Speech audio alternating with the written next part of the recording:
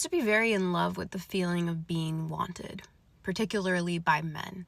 And I also held a lot of shame around the fact that this was such a burning desire for me. I had to reconcile with the fact that as an emotionally neglected child, I learned that romantic love and the male gaze and male validation was a proxy for my mother's love, because I learned that she had so much wounding around male validation, and to be beautiful, to be chosen by men really fulfilled something in her. So it was a proxy for my mother's love, which I desperately wanted and needed. And then also I got trained into the same hypnotic days that a lot of us do in a patriarchal society, because the media messages and the cultural messages that I was inhaling were all telling me that this was the highest thing to aspire to be beautiful, to be desired by men. And I used to escape into fantasy worlds with music and the movies and shows and books and everything that I was consuming, magazines, where I would imagine myself being chosen.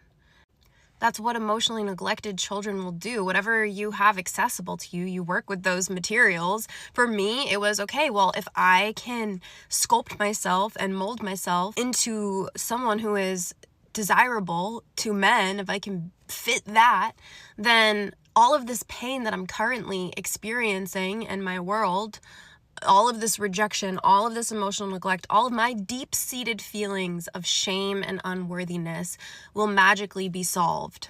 And that was what these romantic stories were always conveying in the music as well. It's like this high of being chosen by a man. My imagination was massive. I could really conjure these feelings. I got addicted to the feeling of being chosen by men and being considered attractive in my mind before any of it was actualized in my life. I was just a child at this point, using the materials that I had to construct a fantasy world where I wasn't in so much pain.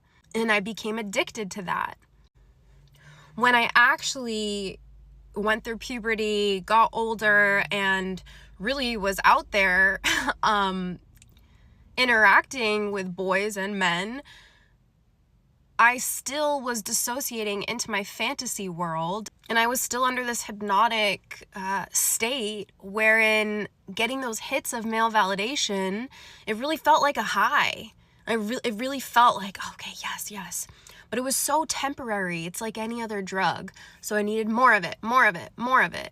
And it ultimately would also just reinforce all of my rejection wounding because I wasn't actually trained in or even necessarily that interested in connecting to men. I was interested in them approving my worthiness through objectifying me, because that's exactly how I had been trained. I was already self-objectifying. I was completely dissociated from my bodily experience and seeing myself from this like third person point of view.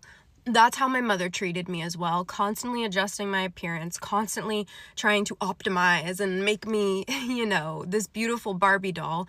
And then that's what society did to me as well. That's what society does to women. I ended up in so many harmful situations as a young woman because my main objective was to get male validation. And I also was completely okay with being totally objectified. And I had even been trained to feel sexual desire for when someone was objectifying me. Because again, this self-objectification, it's like you're seeing yourself from a third party view. You're not embodied. So if someone was really desiring me, if a man was really desiring me, that was lighting up all of these circuits in my brain. And I was like, yes, that's the thing. I had a lot of shame around this for a long time. The truth of the matter is I wasn't really that interested in a genuine relationship with these men. That hadn't been really trained into me as like what the point was. The point was to get their validation, and I got addicted to it, and it was a high. And then there was the, super dramatic low of when they ultimately rejected me, and I was catapulted back into all my original feelings of rejection. And that's the cycle I think we see so many women on when they are very male-centered. And I say all of this with love and compassion because, like I said, I had a lot of shame for this for a long time. It really was not until I truly faced my childhood pain and understood how this all developed in an effort to help me imagine a life beyond the pain that I was in. It all comes back to my original wounding.